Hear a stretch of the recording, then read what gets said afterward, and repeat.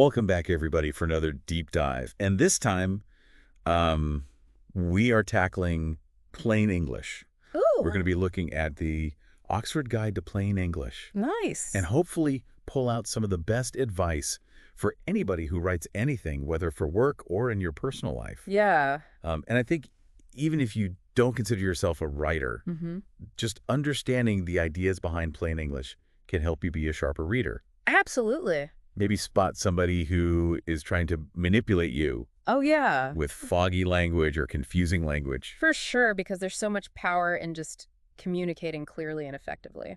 So the book starts off by talking about these foggy writers. They call them the fog people. Right. So who are these fog people exactly? So the fog people that the book is referring to are these writers that use really complex language jargon and just kind of convoluted sentence structures that make it really hard to understand what they're trying to say. It's like they're being intentionally obtuse. Yeah. And they give a lot of really good examples. Like, even in this parish council report, it was so full of jargon that even the counselor was like, I don't understand this. It's incomprehensible to any normal person. Yeah. And it's kind of funny when you think about like, oh, this meeting minutes are impossible to read. But it's funny until you realize that this kind of writing has real world consequences. Right. Sometimes very serious ones. Exactly. And the book highlights this really well with the case of Derek Bentley, who was a teenager who was wrongly hanged for murder because of a misinterpretation of the phrase, let him have it. Wow. So that just shows how important it is to be clear in our writing because it can have really big impacts.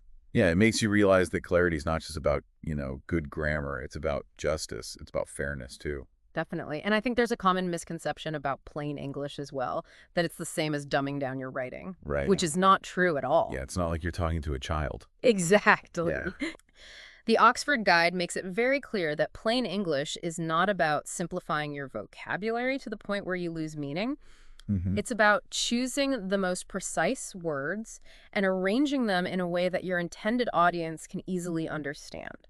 So it's as much about structure as it is about individual words. Exactly. And the book stresses the importance of planning and organization and clear paragraph structure. Okay. One technique they recommend is what they call the top-heavy triangle approach, which is basically you start your paragraph with your most important point, Yeah, okay. and then you kind of give supporting details as you go down. So it's kind of like an upside-down pyramid. I like that. That's a great way to visualize it. Yeah. And does this approach actually work? Yeah, there's actually research to back it up. Okay. The book mentions studies that show how jury instructions and medical consent forms that were rewritten in plain English significantly improved comprehension. Wow. So it's not just about making writing, nicer to read. It's actually about making it more effective. Right.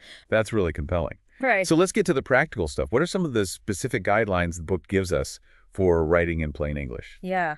Well, the book actually gives 12 main guidelines, and some of them are really kind of counterintuitive to a lot of those things we're taught about writing. Like what? For instance, it says it's perfectly fine to start a sentence with but. Really, I was always taught never to start a sentence with a conjunction. Right. But it turns out that rule is kind of a myth. Okay. Starting a sentence with but can actually make your writing sound more natural and conversational. Right, because it's more how people actually speak. Exactly. Okay, cool. So what other guidelines kind of go against conventional wisdom? Another one is to favor the active voice over the passive voice. Okay. Yeah, I remember learning about active and passive voice back in like high school English class. Right. But honestly, I feel like sometimes the passive voice just sounds better. I can see that, but the book actually makes a really good argument for why the active voice is almost always clearer and more direct. So in the active voice, the subject is performing the action. Okay. Like, the team reached a decision. So the team is doing the action, reaching a decision. Gotcha. And then in the passive voice, the subject is being acted upon. Okay. So you could say a decision was reached by the team, but you see how that's kind of more indirect? Yeah. And it can actually be a little bit wordier, too. Right. Yeah, it's almost like the passive voice is trying to avoid responsibility. Exactly. Like you don't really know who did what. Right. Interesting. And that kind of lack of clarity can be a problem, especially when you're trying to, communicate information in a really straightforward and transparent way. Yeah. This is making me want to go back and edit everything I've ever written. So what other tips does the book offer? One that can make a big difference is untying what they call noun strings. Noun strings. What are those? So those are these like long chains of nouns that you often see in like technical writing or business writing. Hmm. They can make your writing really dense and hard to follow. Okay. So like imagine a sentence like this. The product development team performance review meeting is scheduled for next week. Wow, I almost passed out just trying to read that. Right. It's like a classic noun string. Yeah. So instead of using verbs and prepositions to connect ideas, it's just all these nouns piled up on top of each other. Yeah. It's a mess. Yeah, exactly. So the key is to break up those noun chains and rephrase the sentence using verbs and prepositions to create a more natural flow. Okay. So you could say instead, the team will meet next week to review product development performance. Oh, okay. That's so much better. Yeah. It's shorter, it's more direct, and it's way easier to understand. Exactly. Wow. I can see how these plain English principles could apply to all kinds of writing, not just, stuffy old business reports. Absolutely. And the book emphasizes that these principles aren't just for formal documents like, reports and contracts and stuff. Right. They apply to pretty much any type of communication, emails, presentations, even social media posts, Sure. even casual conversations. So whether I'm writing a tweet or like a business proposal, the goal is the same, to communicate clearly and get my point across. Yeah. And it becomes even more crucial when you're writing for specific audiences, Like who? like people with low literacy, for example, Oh, right. or those with visual impairments, Mm-hmm. people who are new to English. Yeah, that makes sense. So plain English isn't just about following the rules. It's about empathy. Yeah, It's about thinking about your reader and making sure they can actually understand what you're saying. you got it. Yeah. But no matter how well-versed you are in these principles, there's actually one thing that trumps all the rules and guidelines. Oh, what's that? It's testing. Testing. Testing your writing on your intended audience. Oh. It's the only way to know for sure if your writing is actually clear and effective. So even if I think I've written something perfectly clear, it's still a good idea to have somebody else read it. Yes. Especially someone who represents your target audience. Yeah. Because ultimately, their understanding is what matters most. That's a really good point. So we've talked a lot about the mechanics of plain English, but what about the bigger picture?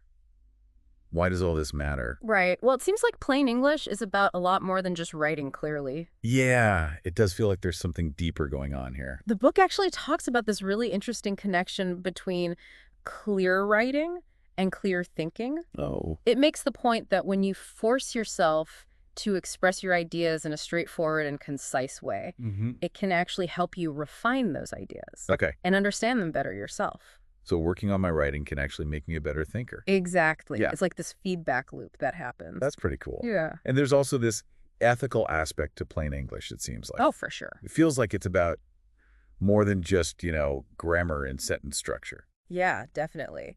The book talks about how plain English is really about making information accessible to everybody. So it promotes fairness and understanding. Okay. It makes sure that people aren't being excluded from important information just because they can't understand the language. Yeah. So plain English can be a tool for social justice even. I think so. And it can even make the world a safer place. Really? There's this kind of chilling example in the book about a poorly written chainsaw manual. Oh my gosh. You can imagine if somebody's trying to operate a chainsaw. Yeah. They can't understand the instructions. That's terrifying. Exactly.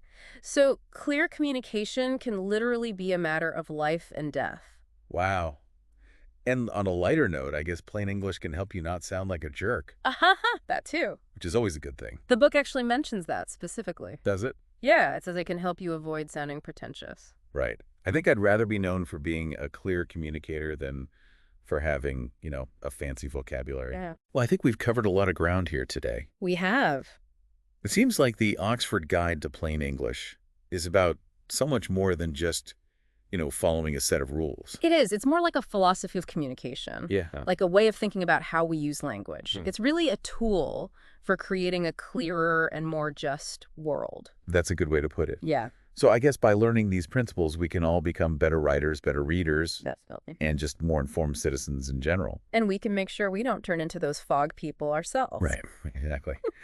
But before we wrap up, I think there's one last thing we should leave our listeners with. Okay. The book mentions that the average reading age of the population is about 13.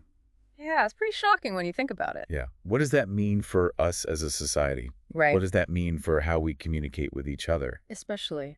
We're constantly bombarded with information from all sides. It's true. Do we have a responsibility to make sure that information is clear and understandable to everyone?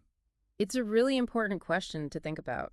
Plain English isn't just a nice skill to have. Yeah, It's really a crucial part of responsible communication. I agree. So we encourage everyone listening to keep exploring these ideas and Yes. figure out how you can use plain English to make a difference in your own life and in the world around you. It's a journey worth taking. Well, thanks for joining us on this deep dive into plain English. Thanks for having me. Until next time, happy writing and happy reading.